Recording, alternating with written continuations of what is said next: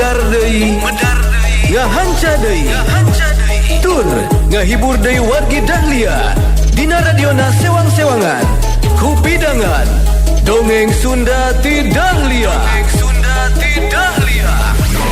anu dijomantarakeun 3 Lura 101,5 FM Radio Dahlia dina jejer carios si Konceleng Wilujeng ngadangukeun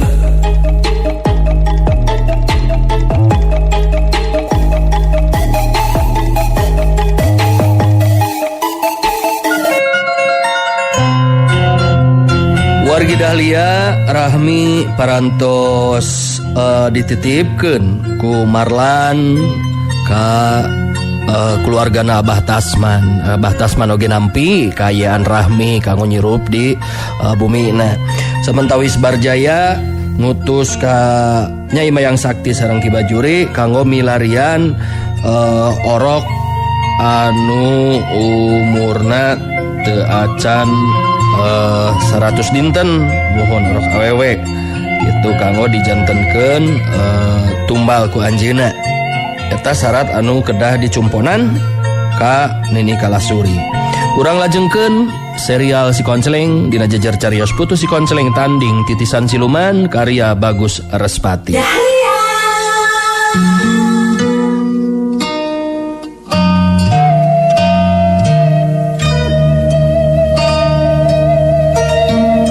Wargi Dahlia tetela ijiran Barjaya teu nyalahan. Dina poe isukna mangsa wanci sumanding peuting Ki Bajuri jeung Mayang Sakti datang. Syarat anu diputuhkeun mangrupa getih orok awewe teh harita tetela hasil dibawa diwadahan kana batok bulu duka orok saha jeung ti mana meunangna. Dina peuting eta keneh harita Nini Kalasuri langsung ngalakukeun pamaksudanana nyata mentangkeun ilmu pamentang sukma bari disaksian ku Ki Bajuri jeung Mayang Sakti kitu deui Barjaya. Barjaya jeung Ki Bajuri katus Mayang Sakti anu geus aya di jero kamar Nini Kalasuri teh pada musirkeun perhatianan akan Nini Kalasuri anu keur diuk bari nying hareupan kaca Purwadi kawilang kaca jimat anu bisa ningali kaayaan jalma anu jadi sasaran elmuna. Nini Kalasuri ngabagikeun paneutupna ka sakur anu aya di dinya bari terus nyarita. Ketigas diinum ku Nini bieu. Ayeuna Nini bakal mentangkeun ilmu pamentang sukma teh. Perhatikan kaayaan kaca Batu Purwadi. Engke bakal aya gambaran ngeunaan kaayaan Injani jeung Hambali. Pokona sing percaya maksud jeung tujuan pupuh Barjaya kudu laksana tina kanan dina peuting ieu mah. Geus moal aya kakuatan anu bisa ngahalangan mangsana ilmu pamentang sukma nembus kana jiwa jeung pikiranana Injani katuta Hambali. Bandungan Barjaya unggek paromana hegar marah mai bari terus nyarita. Kuring tiluan bakal terus ke Bandungan ini. Kumaha bae carana pokona mah kudu hasil ulah nepikeun ka gagal pamaksudan. Geus jelas pasti hasil. Bandungan we ayeuna mah. Oh ari cek kula moal make kudu gagal ayeuna mah. Sabab syarat anu dibutuhkan geus dicumponan. Pupuh Barjaya kudu tenang ayeuna mah. Nu penting urang perhatikeun ayeuna mah kana Batu Purwadi. Kumaha ge gambaranana. Geus ayeuna mah. Entong aya nu ngomong deui. Kudu jarempe perhatikeun ayeuna mah saos. Sabab Nini ayeuna rek mentangkeun ilmu pamentang sukma. Jep jempling Barjaya jeung Ki Bajuri katut Mayang Sakti jarempe eueuh anu wani ngomong sakame-kemek acan. Sabab ningali Nini Kalasuri bari jeung mereumkeun panonna bibirna gegereyeman mentangkeun ilmu pamentang sukma teh.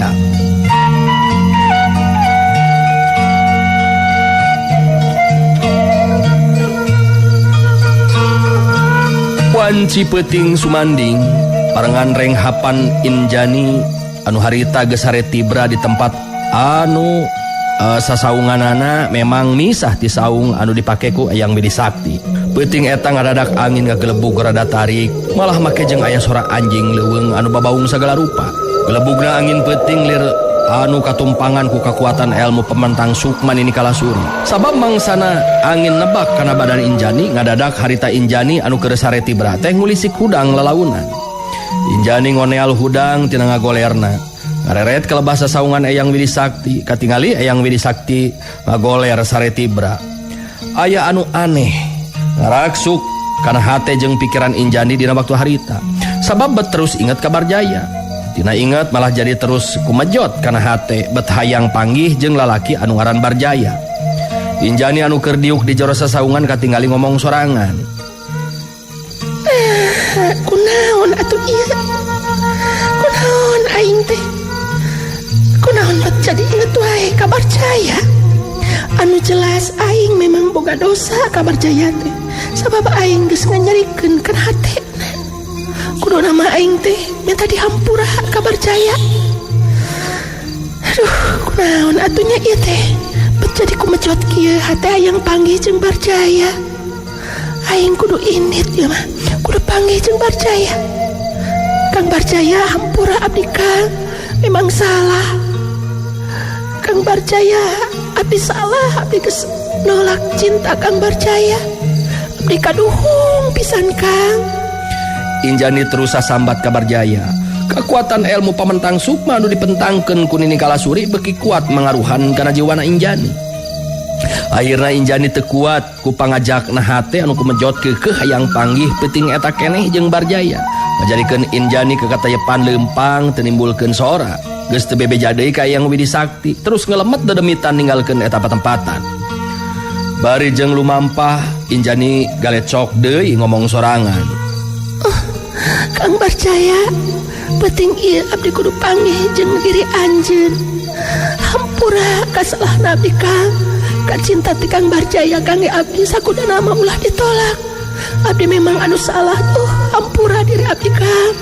Ayeuna abdi bakal datang geus nepungan Kang Barjaya. Antosan abdi Kang. Injani tetela geus teu mikirkeun deui yen harita teh wanci peuting. Indit leumpang lumampah nurutkeun pangajakna hate anu hayang panggih jeung Barjaya anu terus-terusan kapi beungeut ku Injani. Antukna geus teu malire deui kana kaayaan mun harita teh wanci peuting anu jelas kudu indit geusan nepungan Barjaya. Kitu pangajakna hate Injani dina waktu harita.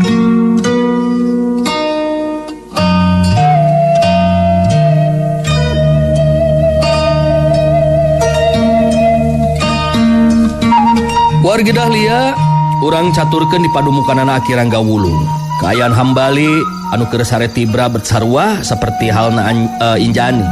Harita ngaradak ngulisik hudang lelaunan. Ngoneal hudang tina ngagolerna. Runcang rinceung panona ngareret kalebah Ki Rangga Wulung jeung Mang Odek katut Ki Konceleng sarta Wisrawa anu pada ngagoler sareti bra. Hambali narik napas panjang bari ngomong sorangan. Aduh, bet jadi kapi beungeut bae ieu teh Nyai Wulung. Keur naon atuh ayeuna nya? Keur naon Nyai Wulung di alas waringin teh ayeuna? Geus pasti manehna teh bakal nyerieun hatena sabab ditinggalkeun ku diri aing. Padahal Nyai Wulung teh arek nyenangkeun jeung nyugemakeun diri aing, tapi bet kalah ka ditolak ku aing. Nah kunaon aing bet jadi inget bae ieu teh ka Nyai Wulung. Aing memang kudu minta dihampura. Kudu minta dihampura ieu maka Nyai Wulung sabab geus nganyerikeun hate manehna. Peuting ieu aing kudu indit. Kudu indit ka alas waringin. Kudu bisa panggih jeung Nyai Wulung ieu mah. Aing indit kudu dedemitan sangkan eueuh anu nyahoeun ieu mah. Hambali teu beda we ti Bapa Maling bae. Leumpang kakatayepan dedemitan indit tinggalkeun eta patempatan. Nurutkeun kana pangajak hate anu hayang panggih jeung Nyai Wulung anu aya di alas waringin. Kabehanana memang salareti berata anu merhatikeun kana kaayaan Hambali. Ngan waktu si Konceleng ngulisik lilir tur ngareret ka lebah tempat ngagolerna Hambali rada kaget oge si Konceleng sabab Hambali bet eueuh di tempatna.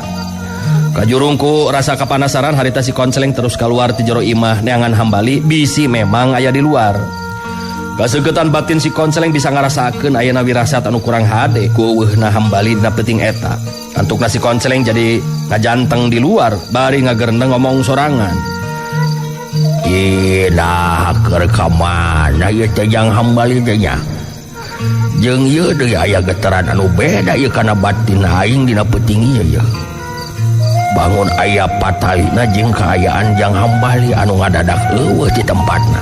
Pasti inditna oge dedemitan ieu teh. Tapi nah indit ka mana jang hambali teh teh. Buah-buah anu teu beres ya. Geus ubek-ubekan di teteangan. Jelas geus henteu aya di dieu ieu teh. Aneh ieu mah ieu. Nah ka mana ieu jang hambali teh nya. Dina kaayaan si Konceleng keur ngahulang sorangan seperti kitu, harita ti tukangeun si Konceleng aya anu datang. Tetela Wisrawa geuningan anu harita datang nyampeurkeun teh. Si Konceleng ngareret ka Wisrawa bari terus nyarita. Luh, ieu teh kula dengar ti jang Wisrawa. Jang hambali indit bari henteu pamit duka tinggal ka mana ye. Terus terang kula bet jadi boga wirasat anu kurang hade ieu teh. Tindakan hambali bangun anu teu wajar jeung ieu deui ku wanci peuting kieu make jeung init-initan sagala rupa ieu teh. Tos dipilari ka tempat-tempat anu sakin tenai hambali aya. Ya muhun pilih nuju ka cai atanapi muhun ka mana atunya ieu teh duh. Sabudeureun ieu patempatan ku kula geus diubek jang Wisrawa. Tapi wareh jang hambali teu katingali. Anu mata kula jadi aya pikiran ya. Moal boah ieu jang hambali lunta indit. Ngan anu jadi teu kahartina teh kunaon bet indit make tanpa pamit ieu teh. Ya upami teh mai hambali indit tanpa pamit tangtos matak teu kahartos ki. Margi jelas sanes sifat pribadina ieu hambali. Ari abdi mah bet jadi emut kana kasauran Aki Rangga Wulung ieu teh ki. Mohon ngeunaan ini kalasuri anu ayeuna teh aya di tempat Barjaya teh ki. Si Konceleng kerung sabab kakarak ngadenge ayeuna ngaran ini kalasuri mah. Lantaran keur tadi beurang mah si Konceleng memang keur indit heula kaluar neangan tempat sepi tur merenah pikeun museurkeun hawa suci sangkan gancang pulih sapinuhna tina tatu alatan tarung jeung sigarang larang teh.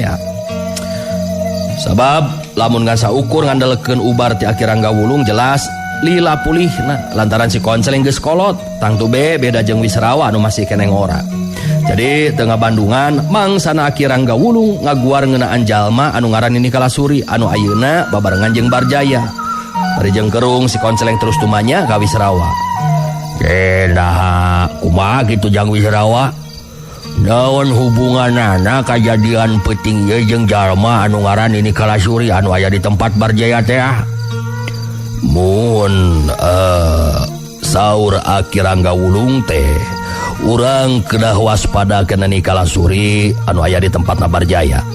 Sabab eta jalma kaetang ahli dina hal ilmu kagaiban kitu cenah ki moal boa kitu. Aya hubunganana antara tindakan di hambali ayeuna sareng nini kalasuri teh ya. Danging ieu mah nembe ceuk perasaan abdi ki Konceleng. Si Konceleng ngahulang deui neuteub ka hareup siga anu nyawang ka tempat anu anggang. Terila terus ungut-ungutan bari cumarita. Cek geteran wirasat kula mah ieu kajadian teh aya hubunganana jeung nini kalasuri teh ajang euy. Tapi leuwih hadayeuna mah urang gugahkeun be Aki Rangga Wulung. Lain teh sopan ngan lantaran ieu kaayaan memang jelas ngabingungkeun. Ngarah aya kapastian naon-naonna mending keneh ayeuna mah urang taroskeun we ka Aki Rangga Wulung. Sugan we atuh bisa mere wewengan anu jelas. Geus kitu mah harita si Konceleng terus ngajakan Wisrawa asup deui ka jero imah.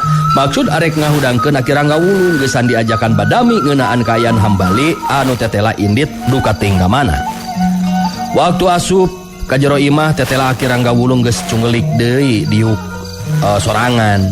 Si Konceleng buru-buru nyampeurkeun neuteub antep ka Aki Rangga Wulung bari diuk sila terus nyarita. Aya kaget ieu teh ki. Pokoknya eta leungiteun ku hambali ieu teh. Bet diubek, dipilarian teh oleh teu aya. Piraku Indit lunta bari henteu mere iber heula mah kuring jeung Wisrawa waleh teu ngartos ieu teh kunaon jang hambali bet kitu. Sareng kieu deui kieu kuring boga wirasat anu kurang hade ngeunaan ieu kajadian. Moal boha kitu aya hubunganana jeung Nini Kalasuri teh aki. Nya apana nurutkeun katerangan ti Jang Wisrawa mah sareng Aki Ranggawulung teh. Ye Nini Kalasuri teh ahli dina hal ilmu kagawaiban gitu, sanes gitu. Wisrawa anu milu diuk sila digigireun si Konceleng lumayan caritaan. Leres eta teh Ki, abdi oge sapamikiran sareng Ki Konceleng. Yen angkatna ieu hambali anu duka ka mana, ieu teh aya hubunganna jeung Nini Kalasuri teh apanginten Ki. Margi hambali atos dipelarian ku abdi sareng Ki Konceleng tetep teu aya geuningan Ki. Manawi ieu mah Aki tiasa uninga kana kaayaan di hambali. Kumaha sapertos kieu ieu teh Ki. Ngadenge katerangan siga kitu ti si Konceleng jeung Wisrawa harita keneh Aki Ranggawulung beuremkeun sapasang panonna. Teu sawatara lila Aki Ranggawulung terus beunta ngabagikeun paneteupna ka si Konceleng jeung Wisrawa bari terus nyarita. Wirasat Ki Konceleng memang jenjalahan. Jawab kaayaan anu karandapan ku hambali memang di luar kasadaranana. Sabab jiwana geus kapangaruhan ku kekuatan gaib. Anu memang haja dipigawe ku jalma anu boga ilmu geusan ngalinglungkeun jiwa Jang hambali. Jadi hari Aki Masarwa jeung Wisrawa Ki Konceleng, ieu kajadian memang dihaja hasil gawean Nini Kalasuri anu ayeuna aya di tempatna Barjaya. Sabab dina penting ieu ngagunakeun ilmu anu jadi sasaran nyata hambali. Urang gawilang balangan jeung kabongohan deui. Si Konceleng jeung Aki Ranggawulung bubuhan masing-masing ilmu geus nepi kana puncakna sewang-sewangan.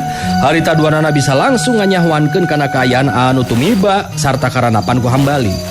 Tapikeun hambali indit geus teu pamit deui. Da puguh tindakan anu dilakukeunana memang di luar kasadaranana. Kajurungku rasa penasaran harita si Konceleng terus tumanya deui ka Aki Ranggawulung. Ki ieu masugan Ki manawi ya Aki bisa uning aya ka mana tujuanna Jang hambali teh. Lantaran upama urang teu apal ka mana tujuan Jang hambali rek bisa nyusul kumaha atuh Ki.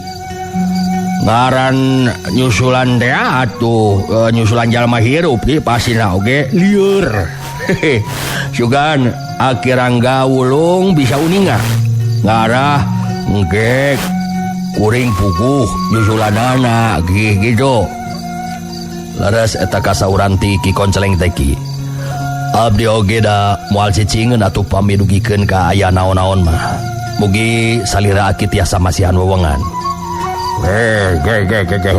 Tenang ladan.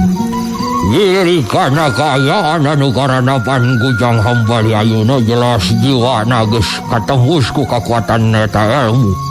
Karena ayeuna kerek nyobaan ku daya batin. Kira-kira ka mana? Hambali lumampah. Layan ka mana anu dituju ku Jang hambali supaya hidup puguh nyusulna. Geus kitu mah Aki Ranggawulung terus meremkeun panonna deui. Nyungsi kaayaan hambali ku kakuatan batinna geusan mastikeun ka mana tempat anu dituju ku hambali dina waktu harita. Tapi dina sajorning mentangkeun kakuatan batinna, Aki Ranggawulung mubuh jadi kaget anu lain di kieuna. Sabab tetela teu mampu nembus. Batinna teu bisa noropong kaayaan hambali, bangun aya anu ngahalangan. Dicobaan sababaraha kali tetep hasilna teu robah. Batin Aki Ranggawulung teu bisa nembus.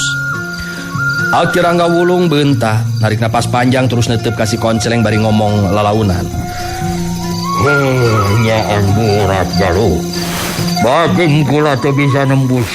Bangun aya nu ngahalangan ieu teh. Jadi kina kaya nu saperti kieu mah jelas Jang hambali geus katembus ku ilmu pamentang suk. Suk mah geus aya dina pangaruh jalma nu boga eta ilmu. Mumpura ya Ki Konceleng kula teu bisa mastikeun je ka mana miangna hambali. Kudu poek cek kula oge jika aya nu ngahalangan kana daya paninjo batinna kieu teh. Tah janten kitu geuningan Ki Konceleng. Kirangga Wulung tetiasa masihan wewengan anu pasti ngeunaan ka mana angkatna Nyi Hambali.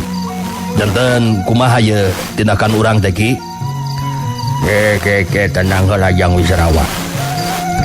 Upami memang poek teu katembus ku kekuatan batin Kirangga Wulung, da ieu mah ku taksirana kieu we anu dumasar kana tinimbangan emutan kinten-kinten ka mana ta Jang Hambali teh. Sabab lamun ku urang non runut mah Nini Kalasuri anu maher kana ilmu kagaiban cicing jeung Barjaya. Sedangkan Barjaya baladna si Garang Larang. Sedangkan Nyi Hambali teh dipikahayang ku Nyai Wulung, indungna si Garang Larang. Jadi ari ceuk geter wirasat kuring mah Jang Hambali teh indit ka paguron Jayalaga ka imahna Barjaya atawa ka Alaswaringin.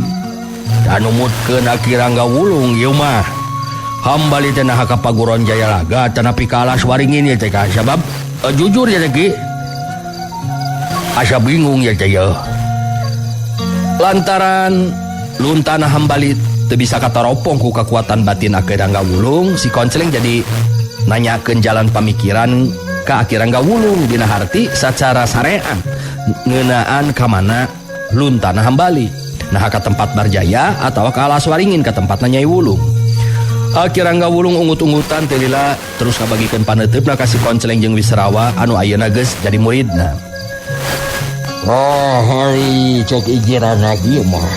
Nya ieu mah ku pamikiran sarean. Wah Hambali teh indit ka Alaswaringin.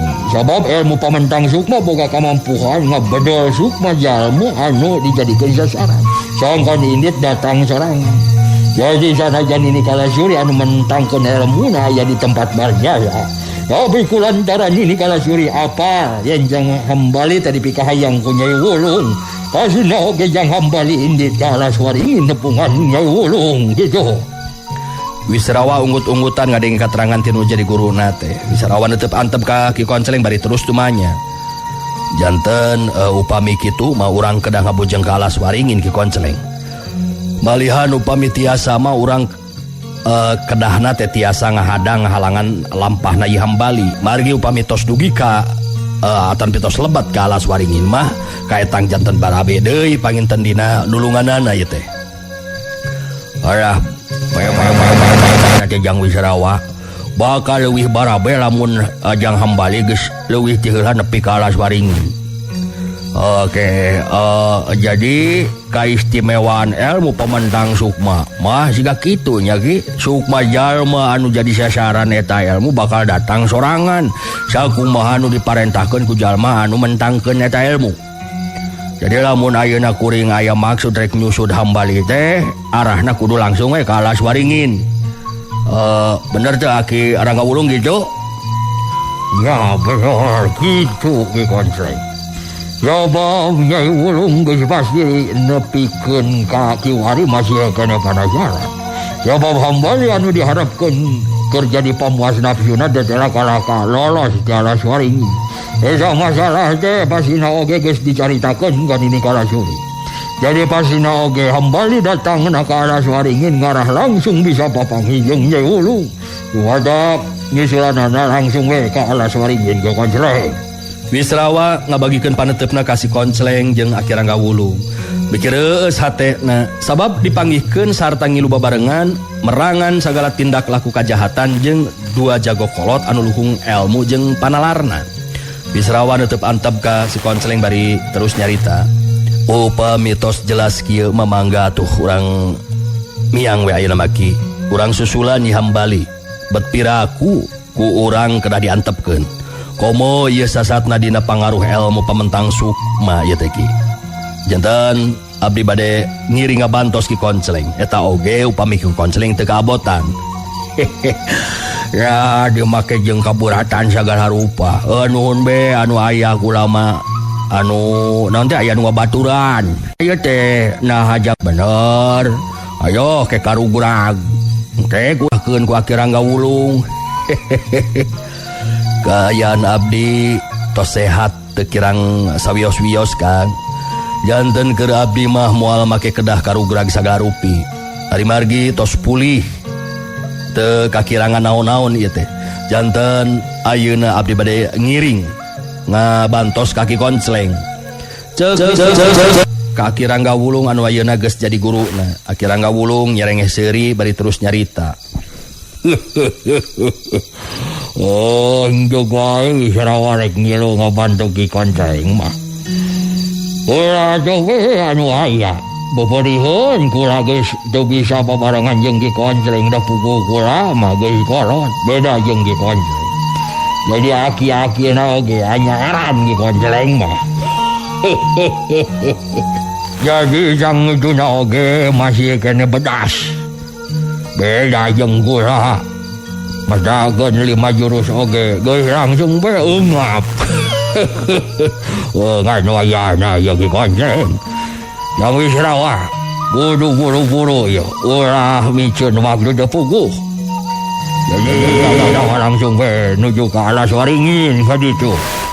Aki Rangga Wulung terus ngajurung laku ka si Konsleng jeung Wisrawa sangkan ulah micen deui waktu teu puguh, nyusulan hambali langsung ka alas waringin.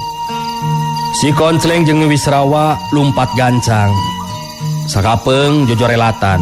Duanana muru waktu sok inggis hambali kaburu nepi ka alas waringin anu tangtu be bakal leuwih susah pikeun nulunganana. Si Konsleng jeung Wisrawa geus teu inget deui kana kacape jeung ngarasa tunduh. Komo ieu kangaranan wayah kitu mah keur ngeunahna sare. Wargi dahlia geuningan waktos. Nah, parantos teu nyekapan. Nah, urang ecakeun heula dewa ieu serial si Konsleng dina dinten ieu insyaallah enjing urang lajengkeun deui kumaha lalampahan si Konsleng oge anu sanes-sanesna ilaran sonten ieu mah waktosna parantos teh kapan.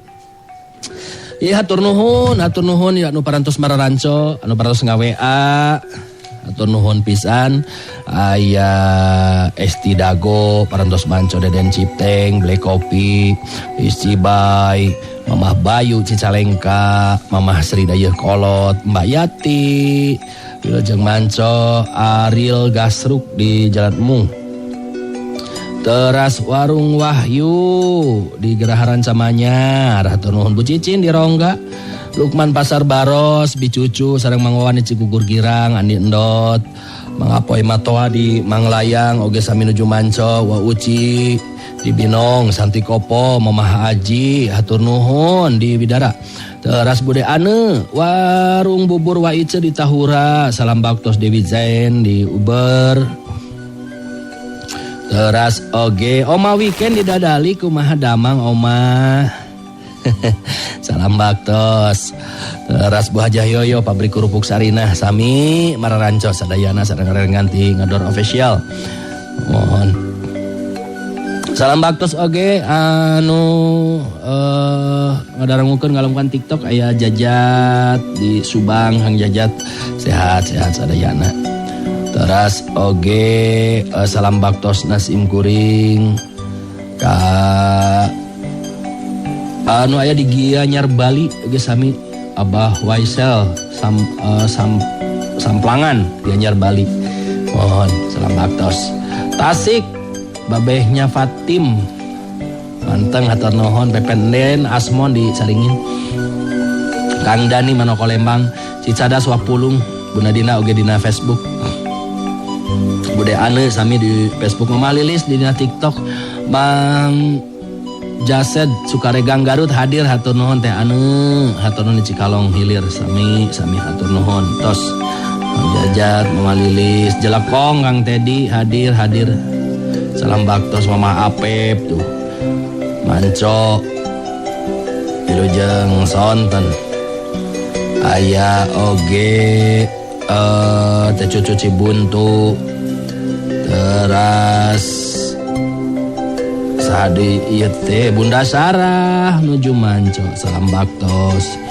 Mohon wilujeng sonten Yalah saha ieu teh tuh seueur pisan Arul Kimci teras oleh Bajagur di Cikonewah Anggi Saputra manco Kakek Agus Cibo atur nuhun.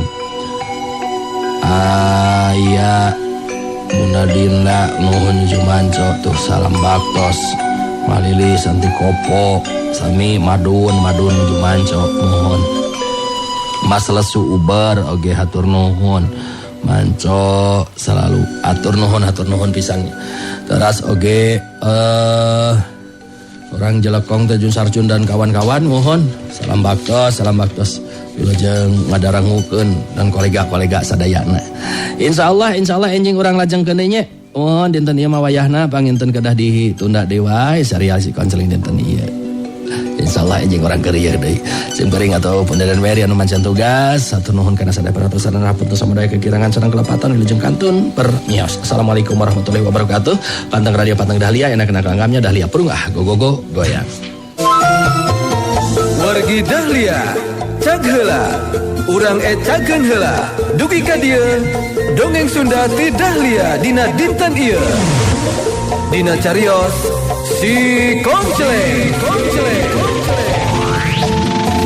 tong hilap ulah dugi ka kantun enjing patepang dangu deui dina acara sareng tempat anu sami mung di 101,5 FM Radio Dahlia